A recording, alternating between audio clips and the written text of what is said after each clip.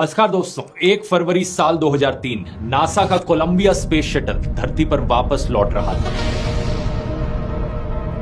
इसमें बैठे हैं 7 एस्ट्रोनॉट्स, जिनमें से एक इंडिया के लिए बहुत खास है, मिशन स्पेशलिस्ट कल्पना चावला। ये सभी एस्ट्रोनॉट्स 2 हफ्ते स्पेस में बिताने के बाद वापस धरती पर लौट रहे हैं और इनके परिवार और दोस्त इनका बेसब्री से इंतजार कर रहे हैं। इन सब के लिए ये फ्लाइट बड़ी खास है, लेकिन नासा के लिए ये एक बहुत ही आम रूटीन फ्लाइट है, क्योंकि स्पेस मिशन कोलंबिया प्रोग्राम की ये 28वीं फ्लाइट है। 8:44 स्पेस शटल धरती की एटमॉस्फेयर में री एंट्री मारता है। सभी सिस्टम्स एज एक्सपेक्टेड काम कर रहे हैं और सब कुछ नॉर्मल लग रहा है।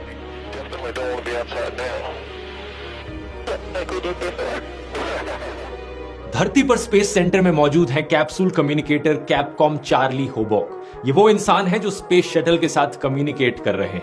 कुछ ही मिनटों बाद चार्ली होबॉक स्पेस शटल में बैठे एस्ट्रोनॉट्स के साथ टायर प्रेशर की रीडिंग्स को लेकर बात करते हैं। And Columbia, Houston, we see your tire pressure messages and we did not copy your last. Instrumentation, Mac. दूसरी तरफ से मिशन कमांडर रिक हस्बैंड अपना जवाब दे रहे थे कि अचानक से लाइन कट हो जाती है। उनकी तरफ से सिर्फ एक शब्द सुनाई देता है, रॉजर, और उनका जवाब अधूरा रह जाता है। चार्ली होबॉक दोबारा से कम्युनिकेशन बनाने की कोशिश करते हैं, लेकिन दूसरी तरफ से कोई जवाब नहीं। 10 मिनट बीत जाते हैं, कोशिश जारी है, लेकिन दूसरी तरफ से अभी भी कोई जवाब नहीं। Columbia, Houston, UHF, com check. Space centre में मौजूद नासा की ये टीम इस बात से अनजान है कि कोलंबिया स्पेस शटल में एक धमाका हो गया है। कुछ ही मिनटों बाद कैनेडी स्पेस सेंटर पर एक कॉल आती है। जरा टीवी ऑन करके न्यूज चलाओ। न्यूज में कुछ ऐसे दृश्य दिख रहे थे। They've lost contact. We can only hope that what we're seeing is not the worst.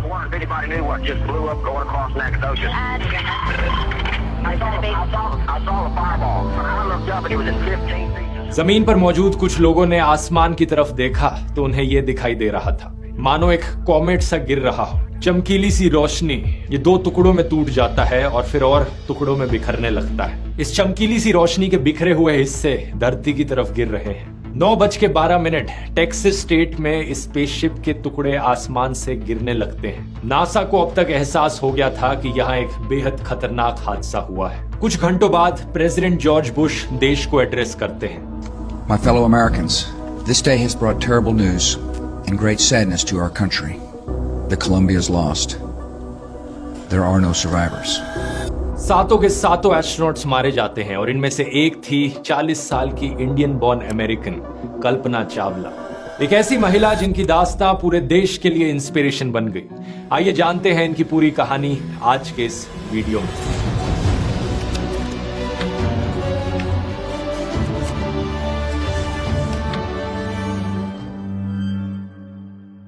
Kalpana Chawla का जन्म 17 मार्च 1962 को हरियाणा के करनाल शहर में एक कंजर्वेटिव परिवार में हुआ था।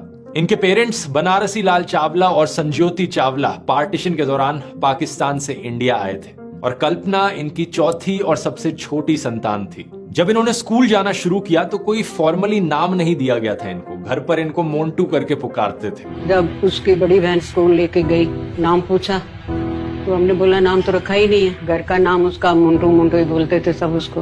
तो जब जरूरत पड़ी तो इन्होंने अपना नाम खुद ही चुना, कल्पना, जिसका मतलब हो सकता है इमेजिनेशन। उस वक्त किसी ने कल्पना नहीं करी थी कि ये छोटी सी बच्ची आगे जाकर अपनी जिंदगी में क्या कर दिखाएगी। इनके भाई संजय चावला बताते हैं कि समाज के साथ इनकी जद्दोजहद बचपन से ही शुरू हो गई थी। मैं इन लड़कों को दिखा दूंगी, मैं कोई ऐवी लड़की नहीं हूँ। संजय कहते हैं कि एक बहुत ही डिटरमाइंड लड़की थी। 1960s का जमाना इमेजिन करो। आज के दिन भी हरियाणा में कई जगहों पर मेल चाइल्ड को प्रेफरेंस दी जाती है। उस जमाने में तो क्या होता होगा। कल्पना चावला को स्पेस में दिलचस्पी आसमान में उड़ते हुए प्लेन्स को देखकर हुई थी। बचपन में अपने पिताजी के साथ लोकल फ्लाइंग क्लब में जाती थी और इनके पेरेंट्स ने इनकी इस दिलचस्पी को नोटिस करना शुरू किया। लेकिन आगे जाकर जब वो बड़ी हुई तो इनके पिता और इनके प्रोफेसर्स और टीचर्स सभी का यह कहना था कि इस प्रोफेशन को परस्यू मत करो। लड़कियों के लिए इस करियर पाथ में कुछ नहीं रखा। संजय चावला बताते हैं कि सबके लिए ये एक बहुत बड़ा शौक था। सबने उसे डिस्करेज करने की कोशिश करी कि मत करो ये, लेकिन कल्पना को कोई रोक नहीं सका। पंजाब इंजीनियरिंग कॉलेज से ये एरोनॉटिकल इंजीनियरिंग में अपनी बैचलर्स डिग्री कंप्लीट करती हैं और उसके बाद चली जाती है ये अमेरिका अपनी मास्टर्स डिग्री करने के लिए यूनिवर्सिटी ऑफ टेक्सास से। इवन दो इनके पिता इसको लेकर भी डिसअप्रूव कर रहे थे कि बाहर पढ़ने नहीं जाना चाहिए। Because I lived in India in a very small town and forget about space, I didn't even know if my folks were going to let me go to the engineering college. आगे चलकर साल 1988 में ये PhD भी कर डालती हैं aerospace engineering में यूनिवर्सिटी ऑफ कोलोराडो से। इस वक्त इनकी उम्र करीब 26 साल थी और नासा के एम्स रिसर्च सेंटर में ये काम करने लगती हैं। इनकी स्पेशलाइजेशन फ्लूइड डायनेमिक्स एयरक्राफ्ट की, यानी इस चीज को स्टडी करना कि जो हवा है वो फ्लूइड की तरह किस तरीके से फ्लो करती है एयरक्राफ्ट्स के विंग्स के अराउंड और चारों तरफ से। इनके पास ढेरों पायलट के लाइसेंसेस थे, एयरप्लेन्स, ग्लाइडर्स और सी प्लेन्स सब उड़ाना जानती थी। सन 1991 में ये अमेरिकन सिटीजन बन जाती हैं और 1994 में नासा 4000 एप्लीकेंट्स में से 20 लोगों को एस्ट्रोनॉट ट्रेनिंग के लिए सिलेक्ट करती है, जिनमें से एक कल्पना चावला भी होती है। नवंबर 1997, 3 साल की ट्रेनिंग के बाद कल्पना अपनी पहली उड़ान भरती है स्पेस। कोलंबिया प्रोग्राम के अंडर फ्लाइट STS-87 इस स्पेस शटल में बैठकर ये 250 से ज्यादा ऑर्बिट्स लगाती हैं धरती के, 2 हफ्ते तक स्पेस में रहती हैं। STS का full form space transportation system, ये ऑफिशियल नाम था नासा के स्पेस शटल प्रोग्राम का। ये प्रोग्राम चौथा ऐसा प्रोग्राम था जिसमें ह्यूमन स्पेस फ्लाइट्स होती थी। पहला प्रोजेक्ट मर्करी, फिर प्रोजेक्ट जेमिनी और फिर सबसे फेमस वाला अपोलो प्रोग्राम और फिर ये वाला प्रोग्राम जो साल 1981 में शुरू हुआ। ये इतिहास का सबसे लंबा ह्यूमन स्पेस फ्लाइट प्रोग्राम था जो 2011 तक चला। यहाँ नासा का फोकस था रीयूजेबिलिटी, एक ही स्पेस शटल को बार बार ऊपर नीचे लेकर आया जाए, हर बार नए स्पेस शटल्स बनाने की जरूरत ना पड़े। 2 मेन स्पेस शटल्स थे जो इस प्रोग्राम में यूज किए गए। पहला था चैलेंजर और दूसरा कोलंबिया स्पेस शटल। इस कोलंबिया डिजास्टर के बाद डिस्कवरी, एटलांटिस और एंडेवर स्पेस शटल्स भी इस्तेमाल किए गए, जो कि आज के दिन आपको म्यूजियम्स में मिल जाएंगे। इन सभी में से कोलंबिया पहला स्पेस शटल था जो स्पेस में गया अप्रैल 1981 में। डिजास्टर से पहले 27 सक्सेसफुल मिशन ये कंप्लीट कर चुका था। अब आप यहां सोचोगे क्या एक शटल को इतनी बार यूज करना सेफ था? क्या यही कारण तो नहीं है इस डिजास्टर के पीछे? जवाब है नहीं। STS प्रोग्राम को स्पेसिफिकली रीयूजेबिलिटी के लिए ही डिजाइन किया गया था। हर फ्लाइट के बाद एक बहुत ही लंबा प्रोसेस होता था शटल्स को इंस्पेक्ट करने का, रिपेयर करने का और इन्हें रिफर्बिश करने का। कोलंबिया हादसे के पीछे जो एक्चुअल कारण था वो एक बहुत ही माइनर रीजन था, जिसकी बात आगे वीडियो में करते हैं। लेकिन एज अ कॉन्सेप्ट इस STS प्रोग्राम में कुछ गलत नहीं था। कोलंबिया स्पेस शटल की जो 24th फ्लाइट थी वो कल्पना चावला की पहली स्पेस फ्लाइट थी। STS-87 इसमें वो मिशन स्पेशलिस्ट का काम कर रही थी। फ्लाइट में एक रोबोटिक आर्म की वो मेन ऑपरेटर थी। इस फ्लाइट में उनका काम था एक रोबोट आर्म को ऑपरेट करना जो स्पार्टन सैटेलाइट को डिप्लॉय करे, एक ऐसी सैटेलाइट जिसे भेजा जाएगा सूरज की बाहर की लेयर को स्टडी करने के लिए।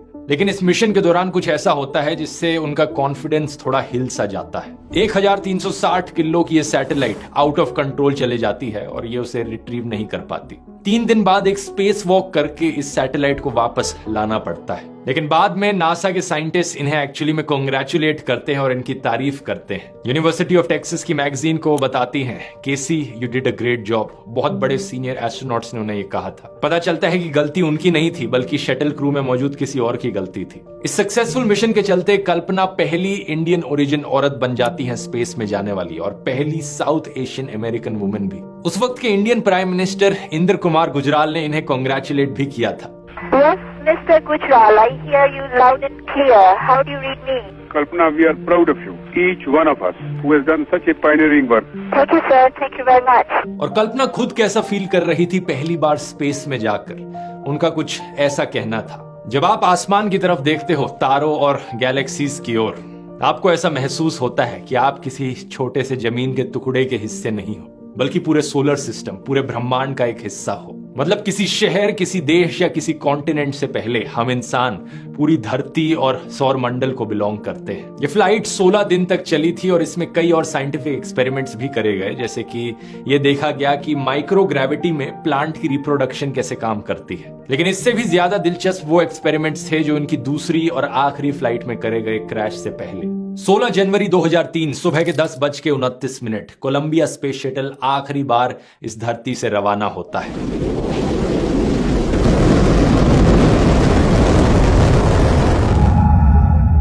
ये मिशन ओरिजिनली 2001 के लिए प्लान किया गया था और 13 बार डिले हुआ। फाइनली 2003 में जाकर केनेडी स्पेस सेंटर से ये लॉन्च होता है। मिशन STS-107, इसमें टोटल में 7 एस्ट्रोनॉट्स थे जिन्हें लीड कर रहे थे कमांडर रिक हस्बैंड। एक पेलोड कमांडर थे माइकल एंडरसन और 3 मिशन स्पेशलिस्ट थे जिनमें से एक कल्पना चावला थी। पायलट थे विलियम मैककूल और इजराइल स्पेस एजेंसी से एक इलान रामोन भी थे जो पेलोड स्पेशलिस्ट थे। इन एस्ट्रोनॉट्स का मिशन था 24 घंटे नॉन स्टॉप एक्सपेरिमेंट्स करना। अब नॉन स्टॉप का मतलब ये नहीं कि बिना सोए, बल्कि शिफ्ट्स में काम करके ऑब्वियसली। 16 दिन तक जिस समय स्पेस में रहे इन्होंने करीब 80 अलग अलग एक्सपेरिमेंट्स किए, लाइफ साइंसेज, मटेरियल साइंस और फ्लूइड फिजिक्स के। कल्पना चावला फोकस कर रही थी माइक्रोग्रेविटी पर कि कैसे स्पेस में कंबशन होती है, कैसे आग को सप्रेस किया जा सकता है, कैसे क्रिस्टल ग्रोथ होती है और इवन प्रोस्टेट कैंसर कैसे ग्रो करता है स्पेस में। ज्यादा डिटेल्स में ना जाते हुए ये चीज काफी दिलचस्प थी क्योंकि धरती पर मौजूद लेबोरेटरीज में जब सेल्स ग्रो करते हैं तो वो 2 डायमेंशनल मोनोलेयर्स में ग्रो करते हैं कल्चर डिशेस में, लेकिन स्पेस में सेल्स 3 डायमेंशंस में ग्रो करते हैं स्फीयरॉइड्स की शेप में। सिमिलर तरीके से हमारी बॉडीज में कैंसर के ट्यूमर्स भी बनते हैं, तो इससे ट्यूमर बिहेवियर को समझने में काफी मदद मिली। इस मिशन में स्पेस हैब नाम की एक कंपनी ने भी नासा के साथ कोलैबोरेट किया था जिसकी मदद से दुनिया भर की यूनिवर्सिटीज, कंपनीज और सरकारी एजेंसीज स्पेस में अपनी रिसर्च कर सकती थी बिना खुद से स्पेस में जाए। मतलब उनके बिहाफ पे ये एस्ट्रोनॉट्स एक्सपेरिमेंट्स कर रहे थे। In fact Australia, China, Israel, Japan, USA जैसे देशों के 6 स्कूलों से बच्चों को लिया गया जो अपने एक्सपेरिमेंट्स करवाना चाह रहे थे इन एस्ट्रोनॉट्स से। Spiders, silk worms, organic crystals, मछलियां,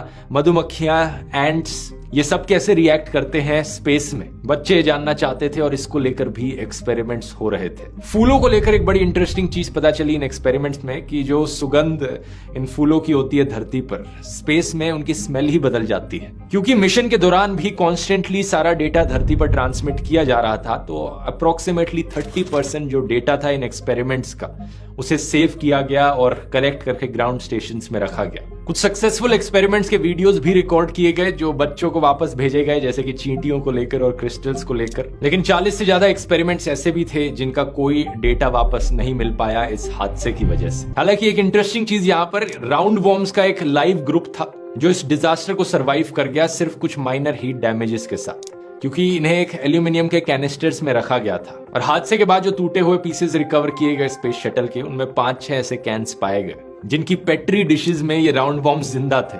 आगे चलकर जो मिशंस हुए, जैसे कि 2011 में स्पेस शटल एंडेवर का STS प्रोग्राम का सेकंड लास्ट मिशन हुआ, उसमें इन राउंड वॉर्म्स के कुछ डिसेंडेंट्स को उसमें भेजा गया। लेकिन अब आते हैं इस वीडियो के सबसे बड़े सवाल पर, आखिर क्या कारण था इस बड़े हादसे के पीछे? क्या पायलट ने कुछ गलती करी या फिर किसी और क्रू मेंबर ने कुछ जल्दबाजी में गलती से कुछ डिसीजंस ले लिए? किसी एस्ट्रोनॉट की कोई गलती थी? सच बात यह है दोस्तों कि इनमें से कोई भी कारण नहीं था। कोलंबिया में मौजूद इन 7 एस्ट्रोनॉट्स में से किसी ने कोई भी गलती नहीं करी थी और इन सबको हादसे से कुछ 3 से 4 मिनट पहले तक कोई अंदाजा भी नहीं था कि क्या होने वाला है। इस वीडियो रिकॉर्डिंग को देखिए, हादसे से कुछ मिनट पहले की रिकॉर्डिंग है ये।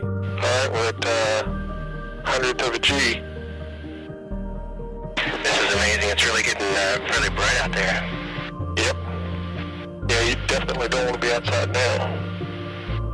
Like we did before. I don't have to back my own. Astronauts हंसी मजाक कर रहे हैं, कल्पना चावला भी कुछ बात कर रही हैं। ये सिर्फ 8:58 पर ही था कि यहाँ बैठे एस्ट्रोनॉट्स को एक इंडिकेशन मिलता है कि सब कुछ जैसा होना चाहिए वैसा हो नहीं रहा है। कोलंबिया के बैकअप फ्लाइट सॉफ्टवेयर ने डिस्प्ले पर कुछ मैसेजेस दिखाए, ये बताने के लिए कि स्पेस शटल के लेफ्ट साइड वाले लैंडिंग गियर के 4 पहियों पर प्रेशर लॉस हो गया है। और ये वार्निंग एग्जैक्टली 1 मिनट पहले आई थी, उस समय से जब कोलंबिया ने धरती से सिग्नल खो दिया था। जमीन पर बैठे कैपकॉम इसी चीज को लेकर कम्युनिकेट करने की कोशिश कर रहे थे। अब कैसा लगेगा अगर मैं कहूं, हालांकि एस्ट्रोनॉट्स को कोई जानकारी नहीं थी इसके बारे में, लेकिन नासा में कुछ लोग इस प्रॉब्लम के बारे में जरूर जानते थे। हादसे से 1-2 घंटे पहले नहीं बल्कि पूरे 16 दिन पहले उनको ये चीज पता थी जिस दिन ये शटल लॉन्च हुई थी। बात यह है कि कोलंबिया की लॉन्च के 81 सेकंड बाद एक फोम का छोटा सा टुकड़ा शटल से अलग होकर लेफ्ट विंग पर जाकर टकरा गया था। यह फोम उनमें से था जिसको यूज किया जा रहा था कोलंबिया के एक्सटर्नल टैंक को मेन शटल से कनेक्ट करने के लिए। ज्यादा बड़ा टुकड़ा नहीं था, सिर्फ 60 सेंटीमीटर लंबा और करीब 40 सेंटीमीटर चौड़ा था। इसका वजन सिर्फ 750 ग्राम था, लेकिन ये लेफ्ट विंग पर जाकर इतनी तेजी से टकराया कि इसकी वेलोसिटी उस वक्त एस्टिमेट करी जाती है कि 700 से लेकर 900 किलोमीटर प्रति घंटे के बीच में होगी। इस चीज के होने के 2 से 3 दिन बाद नासा के कुछ इंजीनियर्स ने STS प्रोग्राम के मैनेजर रॉन डी डिटरमोर को बोला कि पिक्चर्स लिए जाएं इस डैमेज को पता करने के लिए कि यहाँ क्या डैमेज हुआ है स्पेस शटल को। हम अपनी अमेरिकन स्पाई सैटेलाइट्स का इस्तेमाल कर सकते हैं। लेकिन इंजीनियर्स ने बताया कि चीफ ने इस रिक्वेस्ट को मना कर दिया था। यही कारण है कि जब ये चीज बाद में पता चली तो हादसे के बाद अप्रैल 2003 में इन्होंने अपनी पोजीशन से इस्तीफा दे दिया, अपनी गलती स्वीकार करते हुए। 2008 में आई स्पेस जर्नलिस्ट माइकल कैबेज और विलियम हार्डवुड की किताब कॉमचेक ने यह बताया कि डिपार्टमेंट ऑफ डिफेंस तैयार थी अपने स्पाई कैमरास इस्तेमाल करने के लिए, लेकिन ऑफिशियल्स ने मना कर दिया था। एक इंटरनल कमीशन बनाया गया था इस चीज में जांच करने के लिए, जिसका नाम था Columbia accident investigation board, short में CAIB।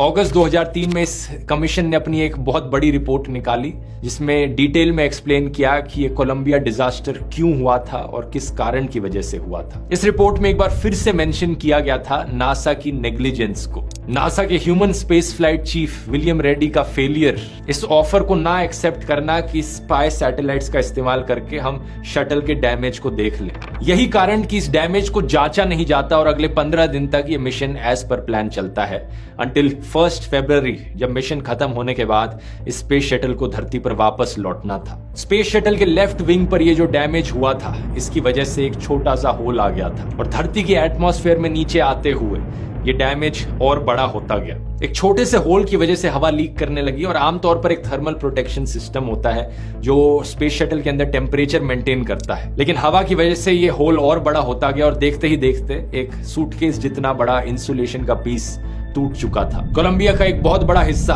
अब बाहर की आग और गैसेस से एक्सपोज हो रहा था। इसकी वजह से पहले लेफ्ट विंग में लगे सेंसर्स काम करना बंद कर जाते हैं, टेम्परेचर रीडिंग्स नहीं मिल पाती, फिर टायर प्रेशर की रीडिंग्स गायब हो जाती हैं और देखते ही देखते ये स्पेसक्राफ्ट टुकड़ों में बिखरने लगता है। जमीन पर मौजूद लोग इस वीडियो को कैप्चर करते हैं जिसमें ब्राइट फ्लैशेस दिखते हैं। एक छोटे से फोम के टुकड़े की वजह से ये पूरा हादसा होता है और 7 लोग अपनी जान गंवा देते हैं। लेकिन यहाँ पर यह चीज भी मेंशन करनी जरूरी है कि 2003 में जो CAIB की रिपोर्ट निकली थी, इसने बताया कि ऐसे फोम स्ट्राइक्स रेगुलरली होते हैं स्पेस शटल के लॉन्चेस में। 79 मिशंस जिनकी फोटोज अवेलेबल थी लॉन्च के दौरान, उनमें पाया गया कि 65 में ऐसी फोम स्ट्राइक्स पहले भी देखने को मिली हैं। तो ये बड़ी कॉमन चीज थी ऐसे फोम स्ट्राइक्स होना। लेकिन इस फोम स्ट्राइक के बारे में प्रॉब्लम वाली बात यह थी कि ये टुकड़ा गलत समय पर गलत जगह जाकर टकरा गया। हादसे के 5 साल बाद दिसंबर 2008 में एक और रिपोर्ट सामने आती है, Columbia crew survival investigation report. इससे पता चलता है कि कैबिन प्रेशर डिस्टर्ब होने की वजह से एस्ट्रोनॉट्स की मौत कुछ ही सेकंड के अंदर हो गई थी। जब कोलंबिया स्पेस शटल वायलेंट तरीके से बिखर रहा था तो उन्हें कोई हीट या डैमेजेस इस तरीके से सहने नहीं पड़े। इस रिपोर्ट में क्रू के आखिरी मिनटों को रिकंस्ट्रक्ट करने की कोशिश करी गई। क्या हुआ उन आखिरी मिनटों में?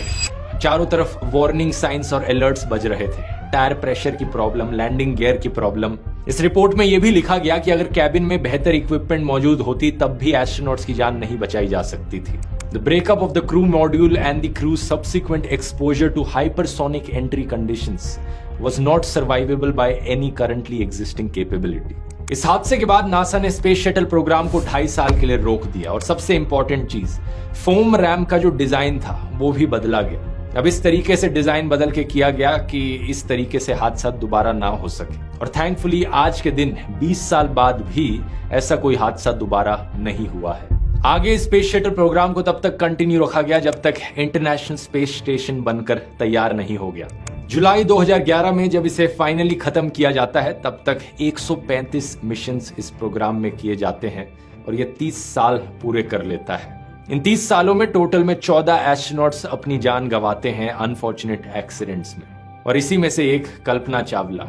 इंडिया अपनी प्राइड को खो देता है, लेकिन कल्पना चावला का इम्पैक्ट लाखों लोगों की जिंदगी पर देखने को मिलता है, डायरेक्टली और इनडायरेक्टली। कल्पना इतनी पैशनेट थी साइंस एजुकेशन को लेकर कि वो चाहती थी कि इंडिया में हर लड़की को ऐसी एजुकेशन मिल सके। यही कारण कि उन्होंने नासा को कन्विंस किया कि उनका जो सेकेंडरी स्कूल था करनाल में, टैगोर बाल निकेतन सीनियर सेकेंडरी स्कूल, उसके स्टूडेंट्स हिस्सा ले सके नासा के समर स्पेस एक्सपीरियंस प्रोग्राम में।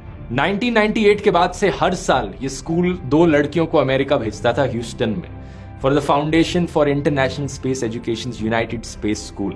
और कल्पना चावला इन लड़कियों को अपने घर भी बुलाती थी डिनर करने के लिए। नासा ने कल्पना चावला और बाकी क्रू मेंबर्स को काफी ट्रिब्यूट्स दिए हैं पिछले कुछ सालों में, जैसे कि मार्स पर जो लैंडिंग करी थी नासा ने, उस जगह को कोलंबिया मेमोरियल स्टेशन बुलाया गया। और मार्स और जुपिटर के बीच कई सारे एस्ट्रॉइड्स हैं जिनका नाम इन क्रू मेंबर्स के नाम पर रखा गया। यही कारण कि आज हमारे सोलर सिस्टम में कहीं दूर चक्कर लगा रहा है एक एस्ट्रॉइड जिसका नाम है 51826 कल्पना चावला। ये वीडियो पसंद आया तो ये वाला वीडियो भी जरूर पसंद आएगा। एक और ऐसे हादसे के ऊपर वीडियो है जहां पर एस्ट्रोनॉट्स एक्चुअली में सरवाइव कर गए हफ्तों तक स्पेस में गुम होने के बाद। अपोलो 13 का ये मिशन यहां क्लिक करके देख सकते हैं। बहुत बहुत धन्यवाद।